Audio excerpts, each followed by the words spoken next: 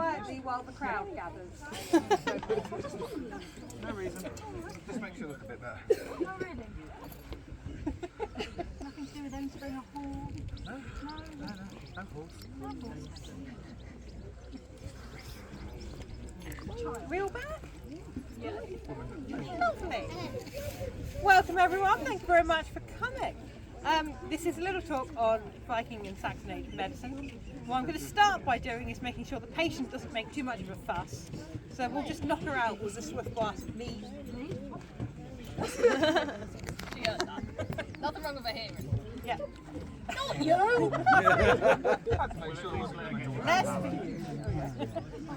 No talking about Valhalla yet. It's going to happen. Okay, so Viking Age and Saxon Age medicine was a really interesting mix of plant lore and actual practical stuff like sewing up holes that have recently been poked in people. And there was also a lot of belief and faith and magic involved. Magic was understood to be a very regular part of everyday life. As an example, it is well known that elves can cause you to get sick. Yes, they do. Exactly. Yes. Modern day, we call these things bacteria, but elves, they're the things you've got to be careful about, okay? We worry about elves a lot. Elves are bad. Witches can also be bad or good, depending on if you're in trouble or not. So if you're fighting magic-induced sickness, you obviously need to use magic in the fixing process, or it won't work, okay? This seems like a fairly simple case of stabbing, so probably less magic will be involved. What we're going to start wasn't me. If you'd done it, magic would definitely have been involved. Precisely. So we're going to start by applying some herbs to the wound to slow the bleeding a little bit. And we're going to use something called yarrow. Please feel free to come and have a look a little bit. Yarrow is a wildflower and the leaves can help stop bleeding. So what we're going to do is just mash some leaves on there and then bandage it up nice and tight with some linen bandages. And if stuff that's supposed to be on the inside is still trying to get outside, I might break a needle and thread out of my sewing kit and just sew up the hole. Yeah? So I'll let you do the bandaging while I keep talking. Lovely. So what we need to do is some diagnostic stuff, okay? Because there's quite a lot of really important things in this general area. And if you poke holes in some of them, your patient is definitely going to die. So we need to work out what things have holes poked in them and which ones don't. So we're going to use onion soup. It's a really strong soup, and the theory is that if you drink the soup, eat the soup, that's a debate for another time, and then we sniff the wound. If you can smell onions oozing out of the abdominal wound, it means you've poked a hole in something really important and the person will definitely probably die. You'll be fine though. I'm sure you're fine. This is just diagnostic soup, you know? So you want to just... Lovely.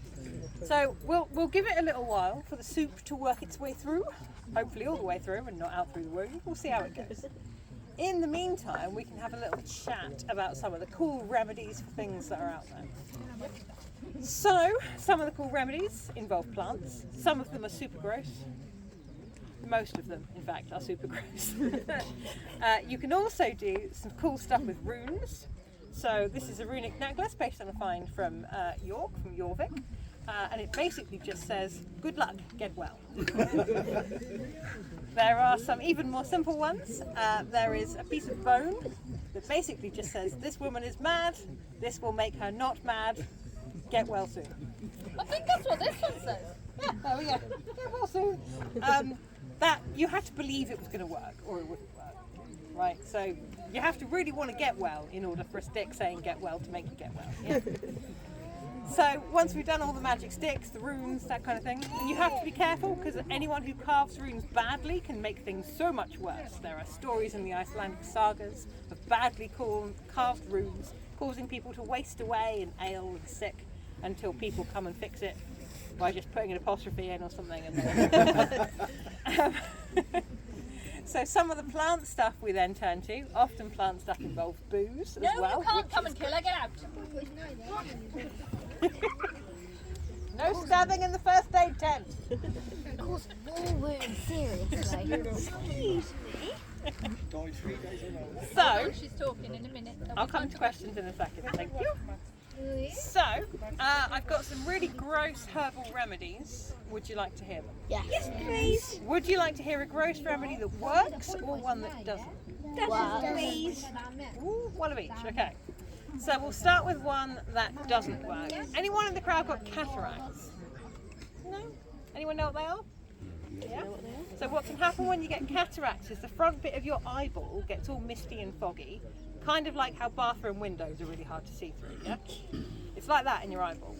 And what we're going to do to fix that is take the fatty, slimy bits from river fishes, yeah, and melt them in the sun, and then mix in some really like stale fennel tea, and then paint it on your eyeball with a feather.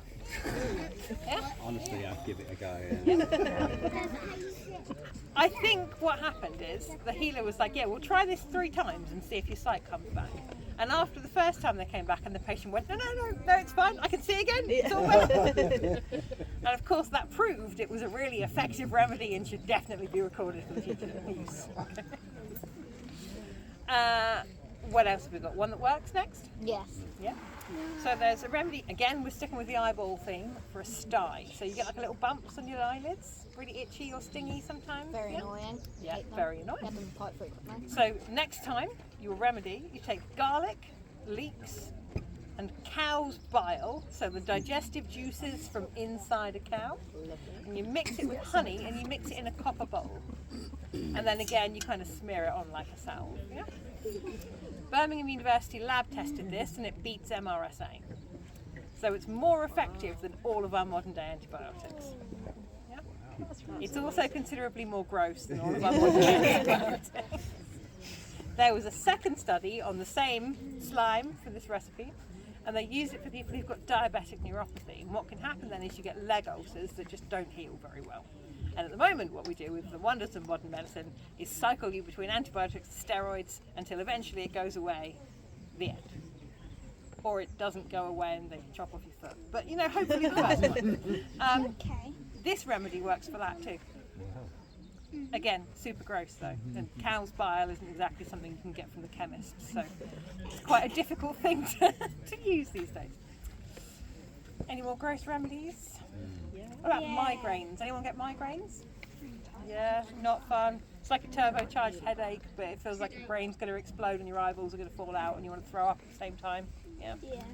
What we're going to do is lay you back with your head hanging off the end of a table. We're going to tie a piece of red string around your head and then we're going to pour beetroot juice up your nose. Feeling better? Yeah. Miraculously cured? Yeah. Is that a works or it doesn't work? I'm asking for a friend. I have yet to convince anyone to try it. We'll get back to you. If you come again, we're here in August. Let me know. Fabulous. Any other gross stuff? Yeah. This really just is proof that some people did actually survive getting hurt a lot in the Viking Age. There is a skeleton that has a chopping wound from some kind of sharp chopping thing to the thigh, and it's got chainmail print embedded in the femur. Wow. Right. So this poor chap was hit hard enough with something choppy and sharp that it basically drove the chainmail through all of the squishy stuff and embedded it in the bone in his leg. Yeah. He lived through that, and we know that because the bone damage shows evidence of recovery. Yeah. He died shortly after from getting chopped in the back of the neck, but he made it through the leg. We do have evidence of people living quite a long time. We had elderly people, people who often lose their teeth to gum disease, that kind of stuff. And if you are elderly and frail and all of your teeth have fallen out, the only way you survive is if people are looking after you. So community care was a thing, but primarily only if you were useful or wealthy. If you were less useful or a lot less wealthy, people are more likely to just sort of chuck you in a ditch and replace you with somebody else. Bye-bye. Pretty much. Do we have any questions from anybody? Do you have any questions, guys? Right. Yes? Why is it smoking? Smoking? Yeah, smoking. Probably because it's on fire. No? It's like light bulbs, but much more unpredictable and a lot hotter. Yep. What is the grossest type of medicine? Pretty much all of it. Alright, really, really gross one, okay? Super gross. Okay. If anyone cracks their head open badly enough that you can see their brain, specifically you have to be able to see the brain to apply this remedy, you mash up a load of betony and comfrey, which are both wildflowers, in like a pestle and mortar, so you get like a paste, and then you crack an egg into the skull wound, and then you just slap the paste on top and bandage it all up. And if your patient is alive in 2 weeks, congratulations, you fixed them. And if not, then it's because the gods deemed that they should die, and it is absolutely nothing to do with the healer putting an egg on their brain. It's a really great way to get out of malpractice suits. Just the gods willed it. Sorry, did my best. Were these recipes written down? Or Yeah. just... Yeah, so there's a guy called Bald who really wanted to impress the higher ups of the church, and he thought a great way to do that was to make a medical textbook. So he took all of his little minions in the church and he went, go forth, interview as many people as you can find, write down all the wisdom that they have. Which was a great idea in theory, except a lot of the people that were being interviewed spoke niche little kind of dialects from various bits of Wales, etc., that are not even recorded now, so we don't know what they meant. And then the people that he sent out, the minions, wrote mostly in Latin. So you'd interview in one language via another language and then record it in a third language and go, is that right? And the person you're asking if you spelt it right can't read. So, essentially, translating all of that is a project that I'm very glad somebody else undertook and I had no part of. It was chaos. So you end up with translations that are then things like using sunflowers. It's great, but sunflowers weren't in the UK at the time.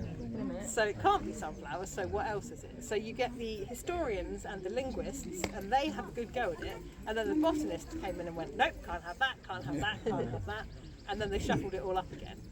So even to this day, there are big chunks of it where we have absolutely no idea what it means.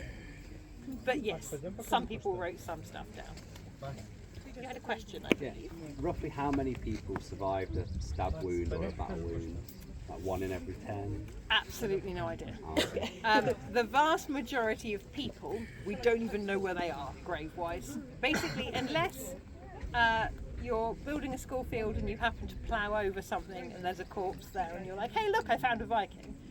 We don't know where anyone is. Like, we know where a couple of really wealthy people are because they put big things over the top that are like, hey look, wealthy person buried here. Slaves went in a ditch or chuck them in the sea, or we don't know. So how many of them got stabbed and then we've got no evidence? No idea. We do know that infant mortality was super high. So you died a lot as a kid. You had more kids. Some of them made it to a bit older. You died a lot from industrial accidents, and you died a lot from wear and tear. And parasites, because you know So you just died a you're lot. pooping water and you're drinking water. So you know, so people died a lot. But how many of them survived things and then died of something else? Can't tell you. How's the lady now? Good question. Can anyone at the front here smell onions? Yeah, I can. It's quite strong. Yeah. Yeah, I can smell it. Not good. So, what we should probably do is summon a representative of the gods to commune with them. Well, that'll be me then. Have a little word. See if you can swing a ticket into Valhalla. Hi. No reason. You'll be fine. Everything's fine. If a warrior is going to die and get into Valhalla, they have to die with a weapon in their hand. So we just make all of the sick people hold on to one just in case. That was quite better to be safe than sorry. If this person happens to not make it, which seems likely because you can all smell onions, there's a grave talk a little bit later on, and I'll tell you what we do next. Fabulous. Thank you all very much.